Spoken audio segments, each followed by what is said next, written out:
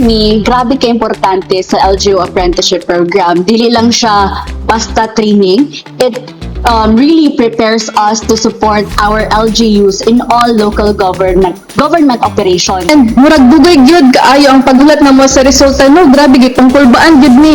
Kining mga butanga di ay usa kini sa mga preparation. Alang ka namo, since being an LGUO means becoming a selfless public servant. And it is the way of our life. How do you see yourself after 5 years gamit ang training nga imong nakuha? Is the key to building strong future leaders for good governance. Makatabang gayud siya sa mga LGOOs na mas mahimong epektibo na makapangalagad nato sa mga LGUs na gina-supervise ilang sa DILG. The most enjoyable and engaging part of the training is the chance to meet other people, other LGOs from the different parts of the country. Hello Karaganons! Another day, another episode. Karong adlaw ang atong mga bisita. Yes, you heard it right. Mga bisita. Kay karon dili lang isa, kundi mo-connect kita sa 5 ka mga bisita nga atong paminawon and kuhaan og lessons and inspiring stories. Kung kinsa sila, atong hibawon. Kini inyong DILG Caraga Connect host Lucel Lozano para sa istoryang panggobyerno para sa katawhan. Kini ang DILG Caraga Connect.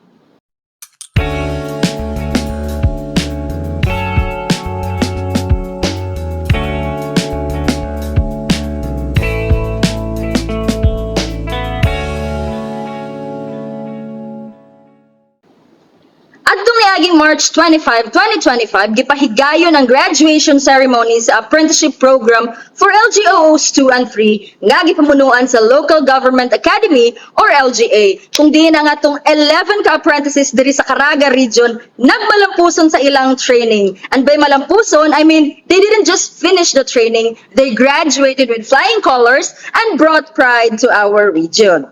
Karaganons, let us all welcome the top notchers from the batch 58.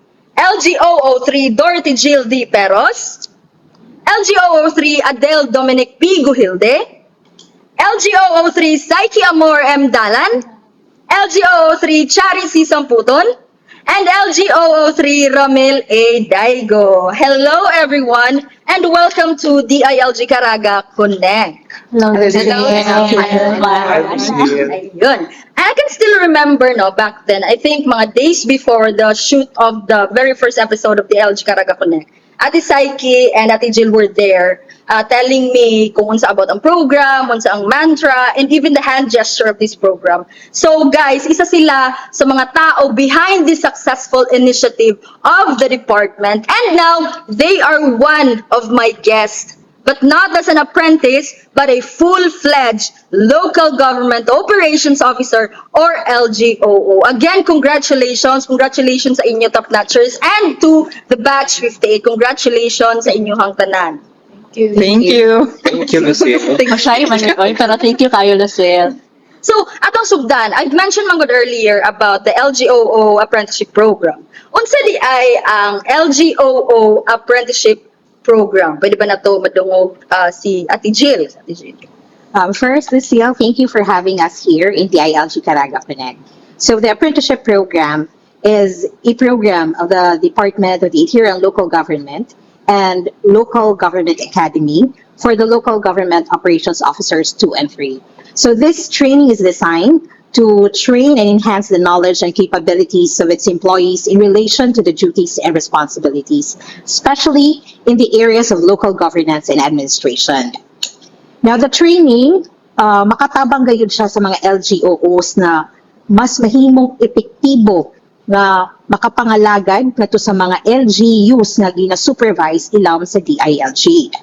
Now, the LGOO apprentices will go through different phases of the training where the apprentices will learn more and further sharpen the knowledge, the skills, the attitudes, the right attitudes, as well as to realign our personal vision or our personal values to the DILG values na matino, mausay, and maasahan. So, dili basta-basta musabak ang mga DILG officers ngadto sa LGUs kung dili mo agi ani nga preparasyon o training. In addition, Ate Charing. So, in addition, since it was mentioned by Ate Jill that there are phases of the training, in Caraga region, we started with the general orientation nga gi-organize sa among DILG Caraga Regional Training Management Team. And then it was a week-long activity nga nagtudlo kanamo og klarong picture kung unsa gyud ang kinahanglan nga buhaton namo para mahimong full-fledged LGUO. Then came the real challenge, the foundation course nga gidumala sulod sa usa ka bulan sa Cabadbaran City. So we had to complete the 5 intensive modules, namely the dynamics of local governance, local government operations, results-based project monitoring and evaluation, applied research, ug managing learning events. So after the foundation course, gideploy pod mi sa mga top-performing LGUs diri sa Caraga para sa 3-month nga field immersion.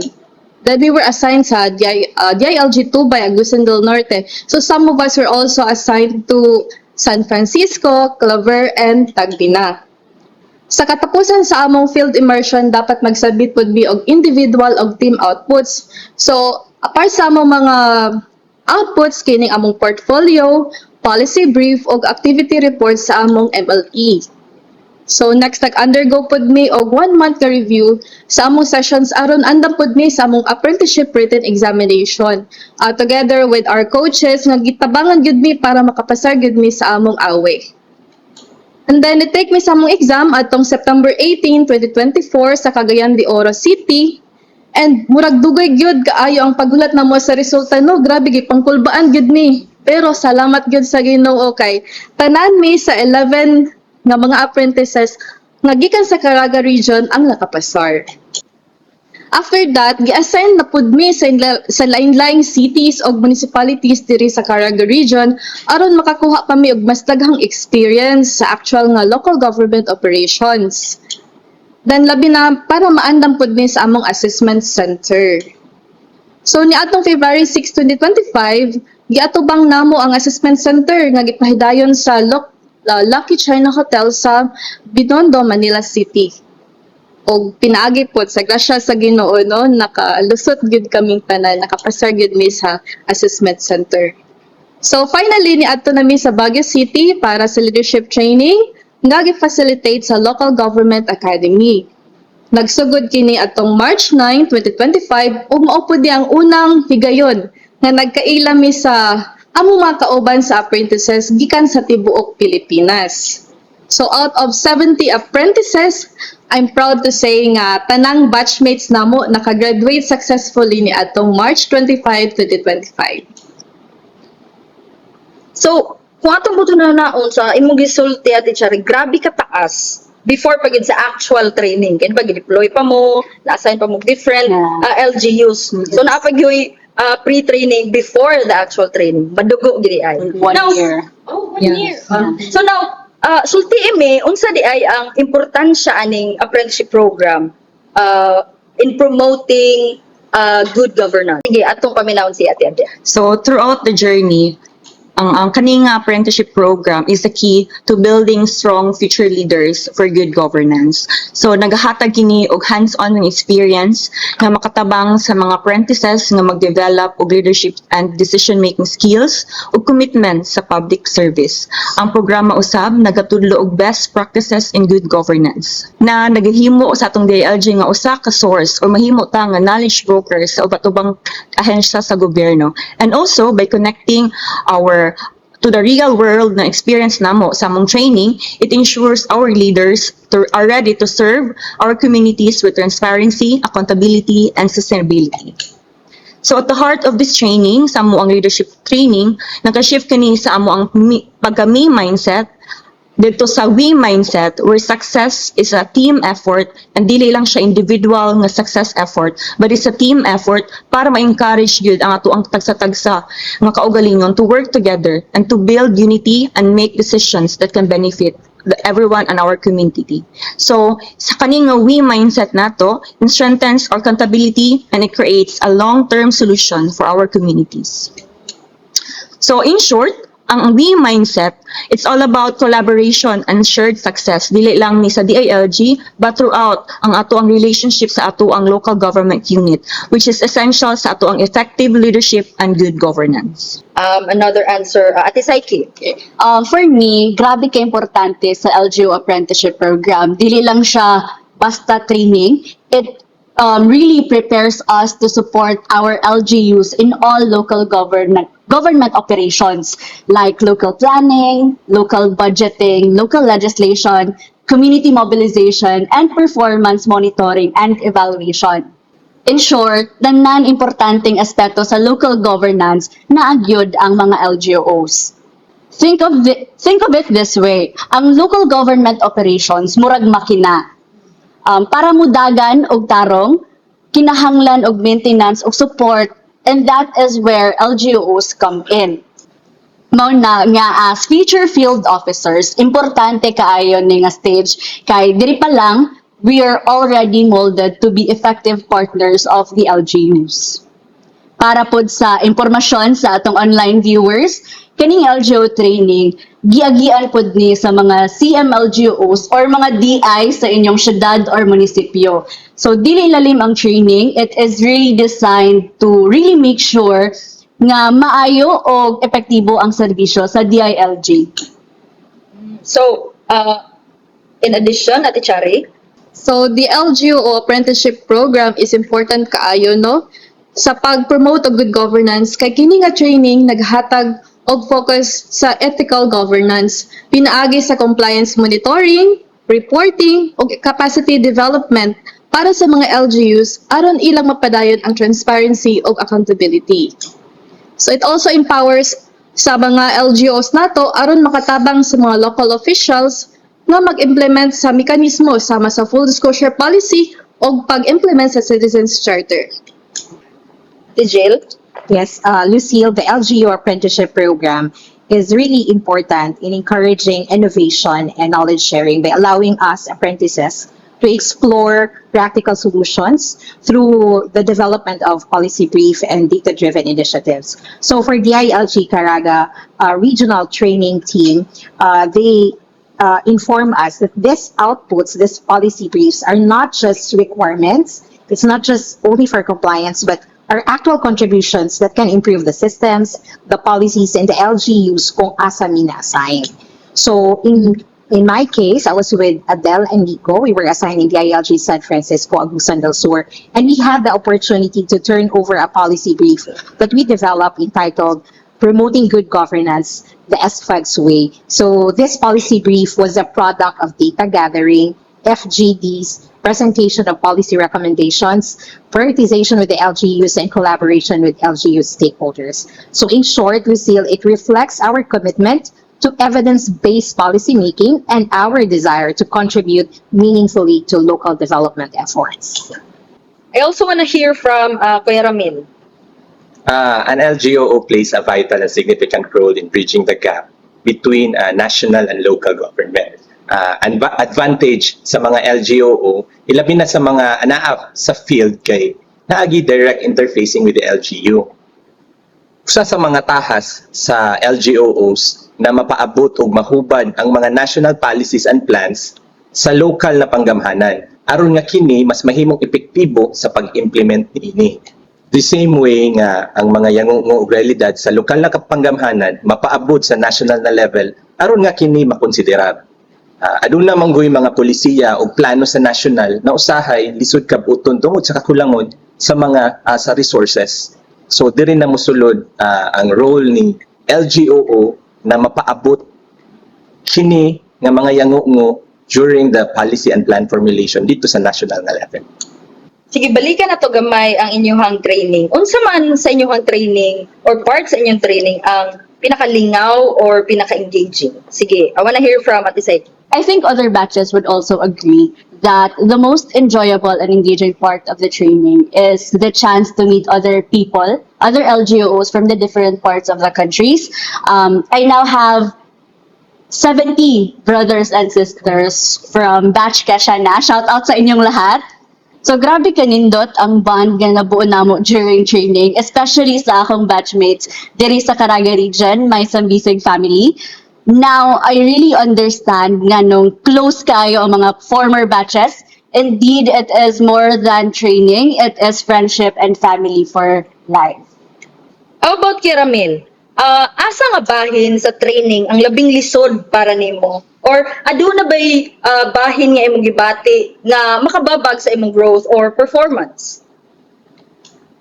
For me, pinaka-challenging yun nga part sa training kay ang pag-adjust sa first weeks of it, sa foundation course up to the leadership na training. Because during that time, murami o ka nang nawala sa loop. What I mean is kana bitawng wala mi communication sa outside world. Ilabi na kana bitawng sa amo ang pamilya o mao gyud ang akong gikalisdan at first. Sa ako na part, during the start of training, my wife was pregnant. So sa giingon pa kaganina no nga, it took almost a year. A year yun ang amo ang entire training. So gikan sa iyahang pagbuntis hangtod sa iyang pagpanganak na ako sa SFW, unya niabot na lang og 7 months ang akong baby ay pa ko nahuman sa training. So pero later part of the training, nasabtan nako na kining mga butanga di ay usa kini sa mga preparation. Alang kanamo since being an LGOO means becoming a selfless public servant. And it is the way of our life. We are being prepared sa training pa lang to be assigned anywhere. Pwede nga ang among area nga of assignment dito may mabutang sa talipukpok na wala gyud signal. Sa katong pangutanan nimo Sil nga kung aduna ba'y makahinder sa ako growth or performance, para sa ako wala ko'y makita na babag sa kini nga training.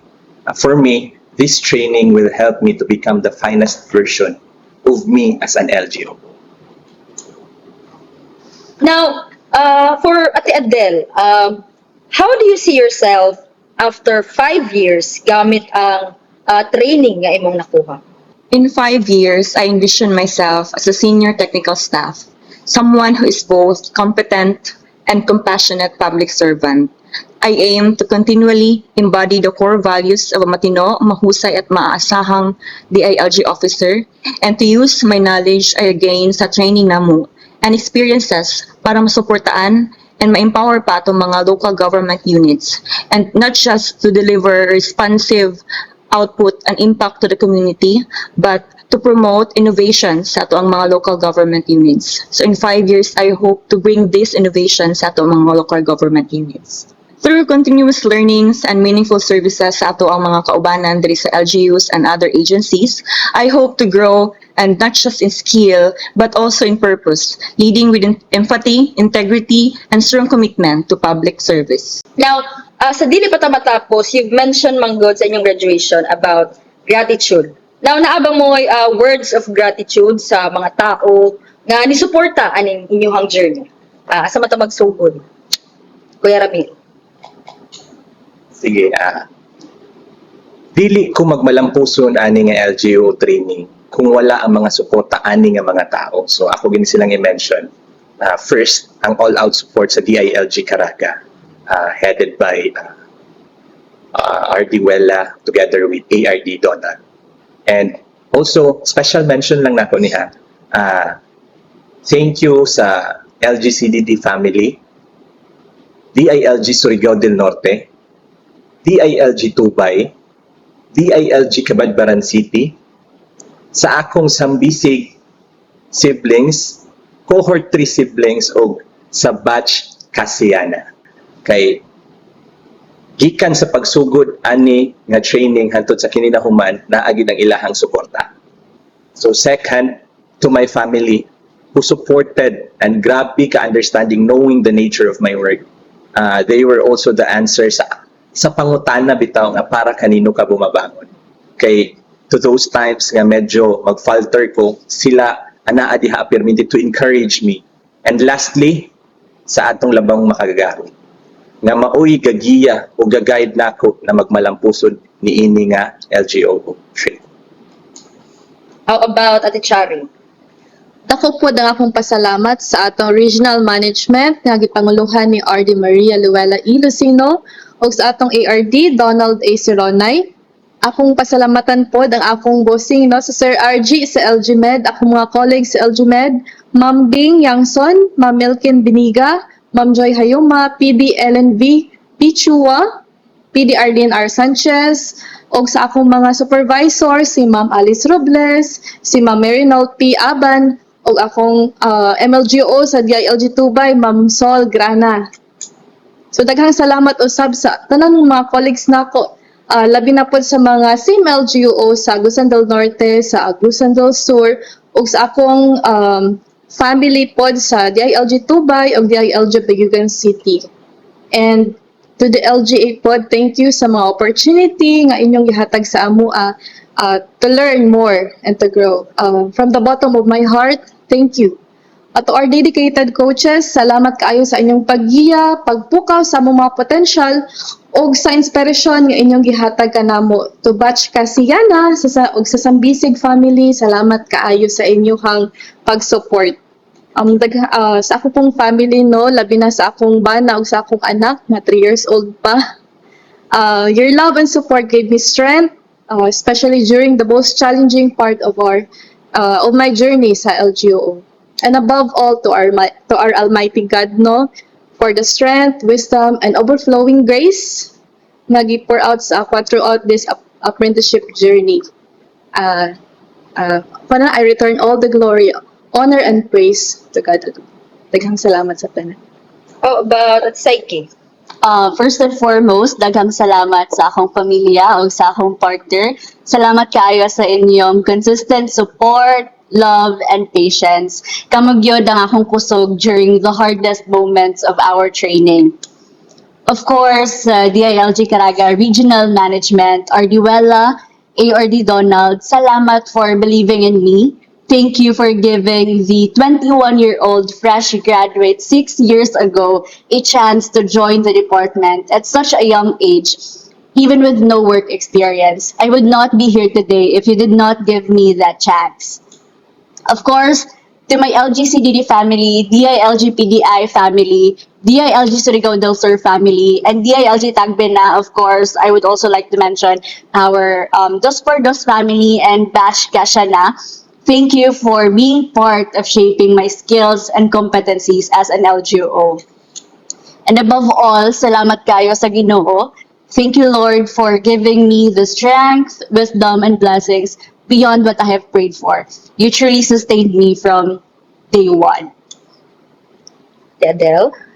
So, this journey has been 5 long years, and I am truly grateful sa mga tao, labi na sa ato ang Ginoo, for redirecting me into this path and reminding me that sometimes, no, a redirection is God's way of guiding us to where we are truly meant to be. So, una sa tanan, no, magpasalamat ko sa ako ang pamilya for always, no, supporting me and believing in me and for giving their full support and patience. Sa ato ang pong DILG Caraga Regional Management, to RD Wella, ARD Donald, to Ma'am Bing, to Ma'am Milkin, and to my SDS family, to PD Riza. And thank you for always believing in me and for your all-out support and for guiding us all throughout this journey. And sa tanan pod, to our coaches, to Bash Kashana, thank you sa kaning experience, and thank you pod sa ato ang Ginoo. So you have been my guide, for walking beside me throughout this journey, and for at every step of the challenges na among nakita, for sustaining me with your grace and strength from the beginning. As the saying goes, it takes a village to raise a child. In our case, it takes the whole DILG Caraga to raise top-notchers. So magpasalamat ko to RD Wella, ARD Donald, the division chiefs, to our Butuan City Director, Ma'am Bing, to my former bosses, PD Ellen, PD Tata, PD Gaga, to my SFW supervisor, Ma'am Milkin Biniga, for your leadership, guidance, and support. Also, to my DILG ADN family, DILG SDN family, to my DILG Kabadbaran City family, to my DILG Butuan City family, to my DILG San Francisco Agusan del Sur family, the regional training team, mentors, coaches, facilitators, documenters who gave their knowledge, wisdom, expertise, and for helping us grow. Thank you very much. Apil na gayud ang atong pasalamatan ng atong mga admin and also our support staff. Thank you. To my fellow LGO Sambisig who stood with me in both tears and triumphs. Thank you very much. To our coaches, Coach John and Coach Dave, to the LGA family, to the whole DILG family, to my batch Kashana, batch 58, 70 of us across the country. Thank you at gaya ng batch name namin. We will continue to believe that all will be well and hope is alive. And sa lahat po ng tumulong to DILG CAR, by the way, thank you for co-hosting our leadership training in Baguio. To my family, especially my mom, my husband, my kids, they are my source of inspiration. Thank you very much. And above all, thank you to God for who carried me through it all. To God be the highest glory. So this honor belongs not to me alone, but to everyone who walked with me, who believe in me and helped me become not just a top-notcher, but a more competent public servant. At naway patuloy kaming lahat sa DILG nagbigay ng matinong pamumuno, mahusay na paglilingkod, at maasahang paggabay. Wow.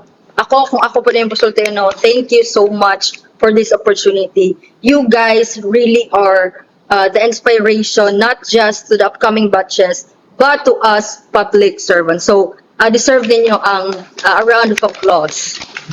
And ako rin kayo sa inyo, kayo ay sumakses. Yes.